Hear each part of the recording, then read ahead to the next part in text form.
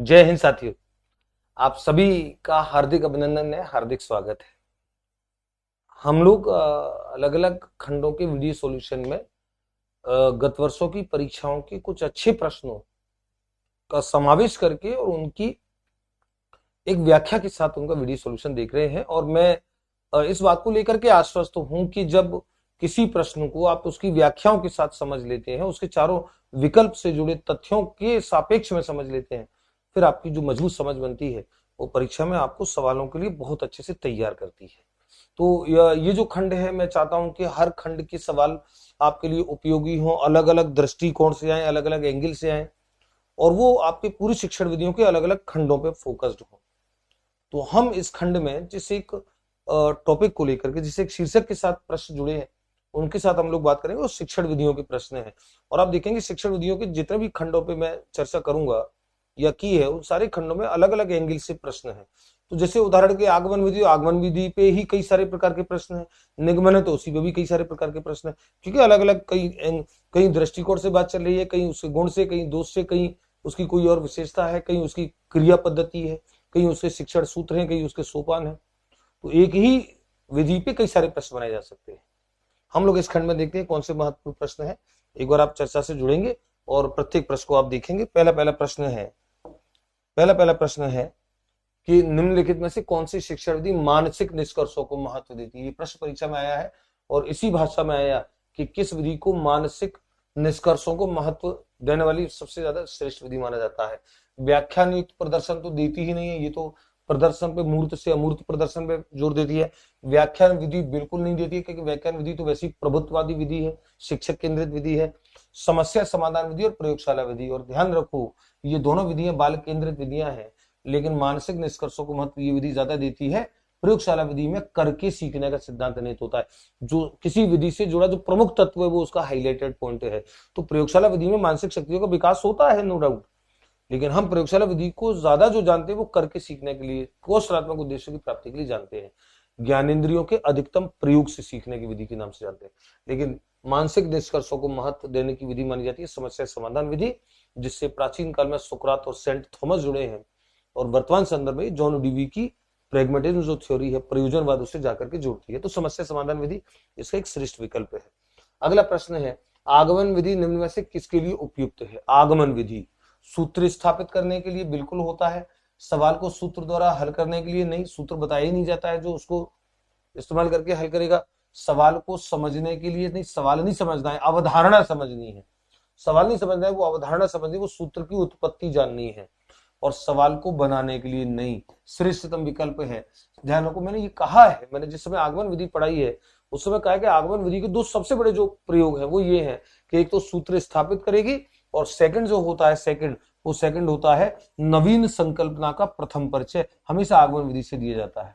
नवीन संकल्पना का परिचय जो दिया जाता है वो हमेशा आगमन विधि से। ये दो सबसे बड़े इसके गुण होते हैं आगमन विधि के। आप जब भी बच्चों को पहली बार जब ये बता रहे होंगे कि भिन्न क्या है, जब बच्चे पहली बार भिन्न शब्द सुन रहे होंगे, तो उस समय आप जो तरीका इस्तेमाल करोगे वो आगमनात्मक तरीका इस्तेमाल करोगे। इसीलिए तो कहा जाता है कि गणित की मूल प्रकृति आगमनात्मक होती है, निगमनात्मक चिंतन बाद में आता है। तो ये प्रश्न इसका करेक्ट का आंसर होगा। निगमन विधि का शिक्षण सूत्र नहीं है। निगमन विधि के शिक्षण सूत्र मैं आगमन के बताता हूँ, आगमन के शिक्षण सूत्र ये है, पलट दो निगमन के बन जाएंगे। तो जैसे आगमन का उदाहरण से नियम है, तो पलट देंगे तो नियम से उदाहरण बन जाएगा। ज्ञात से अज्ञात है तो अज्ञात से ज्ञात बन जाएगा। विशिष्ट से सामान्य है आगमन में, तो वहां पे सामान्य से विशिष्ट बन जाएगा। ये आपको ध्यान रखना होता है। अज्ञात कौन सा शिक्षण सूत्र नहीं है, इसका मतलब तीन है। अज्ञात से ज्ञात होते ही होता है, नियम से विशिष्टीकरण यानी कि उदाहरण, है ना। विशिष्टीकरण और उदाहरण एक ही शब्द है, प्रत्येक उदाहरण विशिष्ट होता है, ध्यान रखें। तो नियम से उदाहरण होते ही होता है, अज्ञात से ज्ञात होते ही होता है, सूक्ष्म से स्थूल होते ही होता है। सूक्ष्म सूत्र सूक्ष्म है, छोटा सा है, स्थूल कई सारे अनेक सवाल हल कर सकता है। उदाहरण से नियम ये नहीं होता है, और ये इसलिए नहीं होता है क्योंकि ये तो आगमन का है, ये सूत्र आगमन का है, आगमन विधि का है। तो आप आगमन विधि का है, तो ये निगमन का एक शिक्षण सूत्र नहीं है। ये प्रश्न अलग अलग रूप से परीक्षा में जुड़े हैं। अगला प्रश्न है, प्रोजेक्ट पद्धति निम्न में से किस दार्शनिक विचारधारा पर आधारित है? बहुत अच्छे से मैंने समझाया है जब मैंने ये विधि पढ़ाई है, किस दार्शनिक विचारधारा पर आधारित है। ध्यान रखो, जॉन ड्यूवी की विचारधारा है प्रैग्मेटिज्म थ्योरी, प्रैग्मेटिज्म जिसको कहते हैं प्रयोजनवाद, या जिसे एक और नाम देते हैं उपयोगितावाद। और ध्यान रखें, ये जो थ्योरी है प्रयोजनवाद उपयोगितावाद, इस बात को बोलती है कि बच्चों को ऐसी शिक्षा दी जाए जो बालकों के वास्तविक जीवन के लिए, व्यवहारिक जीवन के लिए उपयोगी, ऐसी बच्चों को शिक्षा दी जानी चाहिए। ये प्रयोजनवाद का सिद्धांत है। तो प्रोजेक्ट विधि जो है, तो आदर्शवाद, प्रकृतिवाद, प्रयोजनवाद के सिद्धांत पर आधारित है। बड़ा अच्छा प्रश्न है, परीक्षा से जुड़ा हुआ, परीक्षा में आया हुआ प्रश्न है। किलीपैट्रिक ने प्रायोजना पद्धति में मूल रूप से कितने प्रकार की प्रायोजना है? और आपको पता है प्रायोजना जो बताई, सबसे पहली बताई सृजनात्मक या रचनात्मक प्रायोजना, एक बताई समस्यात्मक प्रायोजना, एक बताई अभ्यास प्रायोजना, और एक बताई आनंददायी या रसास्वादन, है ना, एक और नाम होता है इसका रसास्वादन। तो ये 4 प्रकार की प्रायोजनाएं किलीपैट्रिक ने अपने इनका द प्रोजेक्ट मेथड नाम से जो रिसर्च पेपर 1918 में पब्लिश हुआ, उसमें इन्होंने बताया है। तो 4 प्रकार की प्रायोजनाएं हैं, और ये 4 प्रकार आपके ये हैं। तो चारों के नाम मैंने लिखे हैं, ये ध्यान रखेंगे, परीक्षा में सवाल जोड़ता है, कौन सी एक प्रायोजना का प्रकार नहीं है। करके सीखने पे आधारित है, लर्निंग बाय डूइंग पे आधारित है। कौन सी? समस्या समाधान नहीं, समस्या समाधान मानसिक निष्कर्षों को महत्व देती है, मानसिक शक्तियों का विकास करती है, लेकिन सैद्धांतिक विधि है। प्रायोजना विधि ये करके सीखने पे आधारित है, बच्चे प्रायोजना पे काम करते हैं तो लर्निंग बाय डूइंग नियत होती है। वाद विवाद विधि ये सैद्धांतिक है, निगमन ये सैद्धांतिक विधि है। करके सीखना इनमें किसी में नहीं होता है, करके सीखना प्रायोजना विधि में होता है। ध्यान रखो, प्रायोजना विधि कौशलात्मक उद्देश्यों की प्राप्ति करने की श्रेष्ठ विधियों में से एक मानी जाती है। बच्चे करके सीखते हैं, सामाजिक गुणों का विकास होता है, समस्या समाधान की कौशल का विकास होता है, सहकारिता आधारित होती है, दल शिक्षण पे आधारित होती है, समवाय के सिद्धांत का पालन करती है। ऐसे अनेक सारे मैंने बता रखी है विशेषताएं प्रायोजना विधि से जुड़ी। तो प्रायोजना विधि जो है वो करके सीखने पर आधारित होती है इन सभी विधियों में से। अगला प्रश्न है, गणित में किस विधि में हम प्राय सूत्र और नियमों की सहायता लेते हैं? सूत्र और नियमों की सहायता लेने का मतलब है आप समस्या को हल करोगे तो सूत्र और नियम किससे सबसे पहले आपका परिचय हो जाना चाहिए, उनकी सहायता से करेंगे। संश्लेषण विश्लेषण, अच्छा आगमन में तो ऐसा करते ही नहीं है, संश्लेषण में करते हैं लेकिन बाद में करते हैं। देखो निगमन विधि जो होती है, हालांकि संश्लेषण में भी सूत्रों का प्रयोग किया जाता है, लेकिन जिस संदर्भ में प्रश्न पूछा जा रहा है कि सूत्र और नियमों की सहायता लेते हैं, यानी कि काम शुरू यहां से होगा। निगमन विधि होती है जो सूत्रों का सहारा, आगमन तो कभी करती नहीं है, आगमन तो सूत्र का सहारा लेती नहीं है, आगमन तो सूत्र की स्थापना करती है।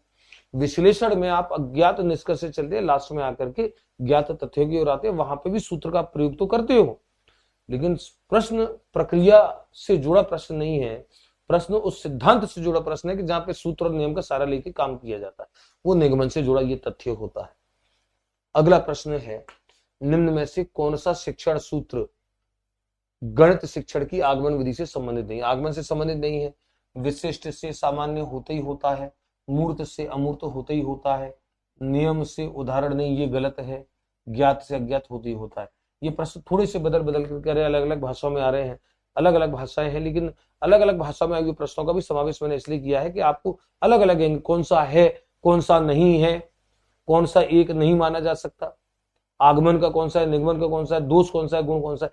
ऐसे मैंने कहा शुरू में बोल दिया था कि एक ही विधि पे अलग अलग भांति भांति से प्रश्न आएंगे। शिक्षण सूत्रों को तो रट लेना, सारी विधियों की आपके ध्यान से नहीं भूलनी चाहिए। कौन सी शिक्षण विधि के अंतर्गत शिक्षक द्वारा कक्षा कक्ष में अधिगम सामग्री प्रदान की जाती है और निर्देशित किया जाता है कि वह इसे विचार से पढ़कर महत्वपूर्ण बिंदु निकाले, इसके पश्चात शिक्षक की सहायता से सारांश प्राप्त करे। देखो बहुत अच्छा प्रश्न है, पूरी प्रक्रिया बता दी है।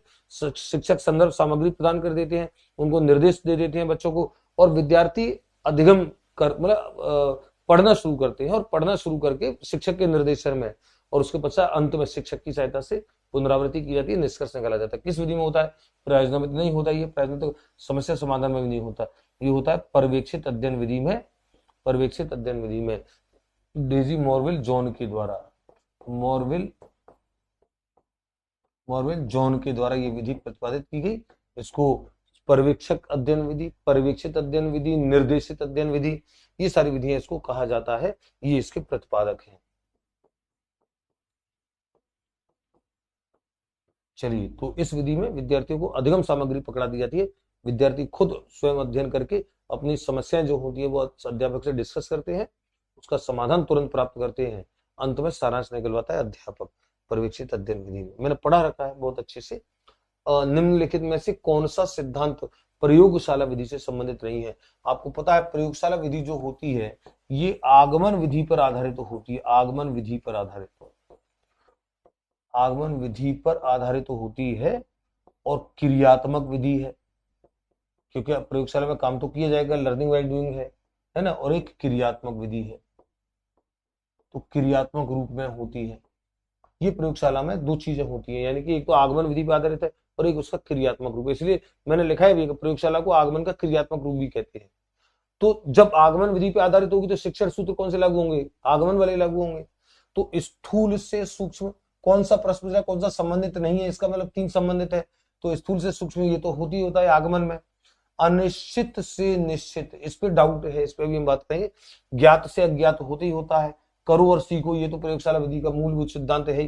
तो अनिश्चित से निश्चित ये नहीं होता है, ये गलत विकल्प है। अनिश्चित से निश्चित नहीं होगा, सूक्ष्म से स्थूल से सूक्ष्म होगा, ज्ञात से अज्ञात होगा, करो और सीखो होगा। आगमन के शिक्षण सूत्र लागू होंगे। अनिश्चित से निश्चित नहीं होता है, बच्चे निश्चित चीज से अनिश्चित की ओर जाते हैं, तो ये गलत है विकल्प।